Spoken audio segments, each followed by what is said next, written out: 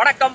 2 வார கேப்புக்கு அப்புறம் இன்னைக்கு செல்ஃபி ரிவ்யூவை ரெஸ்யூம் பண்றோம். இன்னைக்கு தங்கமகன் படம் ரிலீஸ் ஆயிருக்கு. ஸோ கடந்த 2 வாரங்களா வெள்ள நிவாரண பணிகளில் எங்களுடைய டீம் இருந்ததுனால ரிவ்யூ போட முடியல. ஸோ கடந்த சில வாரங்களில் வந்த படத்தை நாங்கள் ரிவ்யூ பண்ணாமல் விட்டுட்டோம். ஸோ மக்கள்லாம் கொஞ்சம் இயல்பு வாழ்க்கைக்கு திரும்பிட்டு இருக்காங்களே.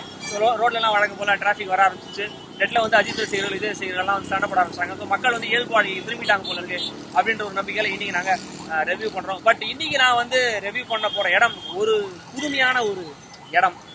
பார்த்தீங்கன்னா உங்களுக்கே தெரியும், ஒரு வித்தியாசமான ஒரு இடத்துல போய் பண்ணலாம் அப்படின்னு முடிவு பண்ணோம். ஸோ அங்கே தான் போய் ரிவ்யூ பேச போகிறேன் நான். ஸோ பார்த்தா என்னன்றதை நீங்களே தெரிஞ்சுப்பீங்க. ஸோ கட்டுக்கு அப்புறம் பாருங்கள். ஓகே,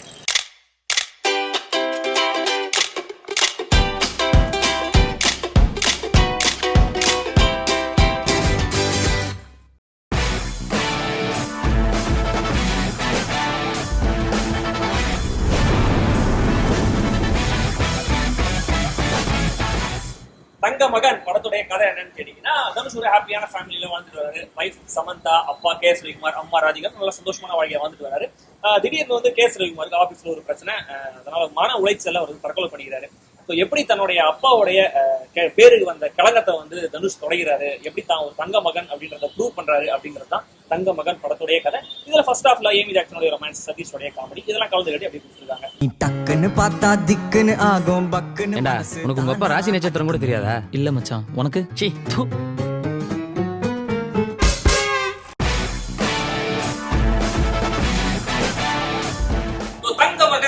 பெர்ஃபார்மன்சஸ் வைஸ் எல்லாருமே செம்மையா நடிச்சிருக்காங்க. தனுஷ் வழக்கம் போல ஒரு கலக்கலான நடிப்பை கொடுத்திருக்காரு. ஃபர்ஸ்ட் ஹாஃப்ல அந்த காலேஜ் பையனா அந்த குறும்பு அதெல்லாம் செம்மையா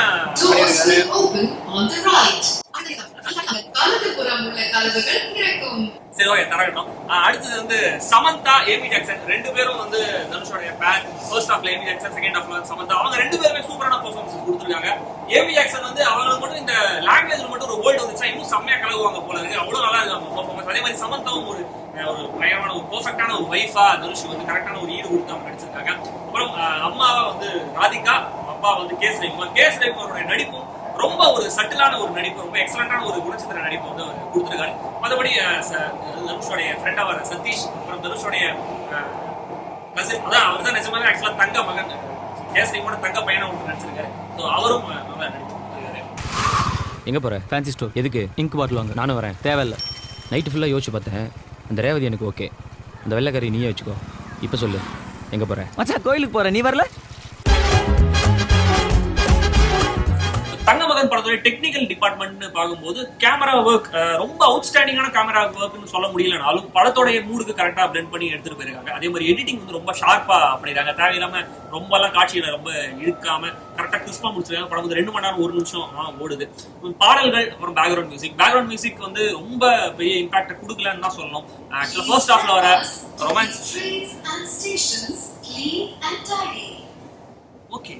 சோ ரொமான்ஸ் தொடர்வண்டிகளையும் மெட்ரோ நிலையங்களையும் தூய்மையாகவும் மற்றும் நேர்த்தியாகவும் வைத்திருக்க உதவுங்கள். கண்டிப்பா பேசுறேன்.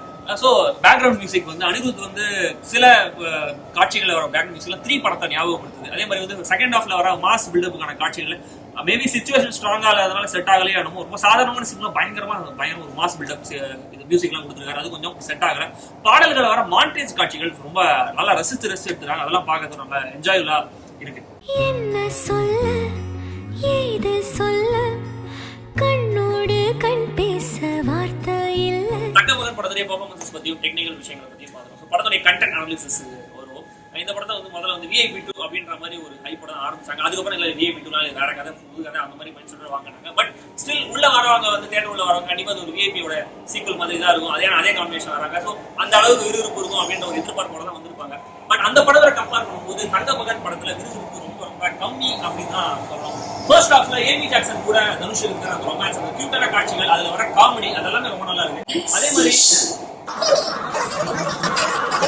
அதே மாதிரி சமந்தா கூட செகண்ட் ஹாஃப்ல வர அந்த காட்சிகள், மேரேஜுக்கு அப்புறம் அவங்களுக்குள்ள இருக்கிற அந்த ரொமான்ஸ், அந்த கெமிஸ்ட்ரி அதெல்லாமே ரொம்ப எக்ஸலண்டா இருக்கு. பட் செகண்ட் ஹாஃப்ல படம் கொஞ்சம் சீரியஸா மாறின அப்புறம் அந்த ஹீரோ கேரக்டருக்கான அந்த ஒரு த்ரெட்னு சொல்லுவாங்கல்ல, ஹீரோ அடிச்சு பாருங்க, அப்படியே பயமா மேல வர சேலஞ்ச் பண்ணி மேல வர பாருங்க அப்படின்ற ஒரு த்ரெட் படத்துக்கு சுத்தமா இல்லை. ஒரு யதார்த்தமான ஒரு மலையாள படம் மாதிரி ரொம்ப சாதாரணமா ரொம்ப சாதாரணமான ஒரு வீக்கான வில்லன்கள் அவங்களா இருக்காங்க. ரொம்ப 4 அடி அடிச்சா அவங்க வந்து பேக் கொடுத்துருக்காங்க, 4 அடிச்சா அவங்க வந்து மாட்டிக்கிறாங்க. ரொம்ப சாதாரணமா இருக்கு.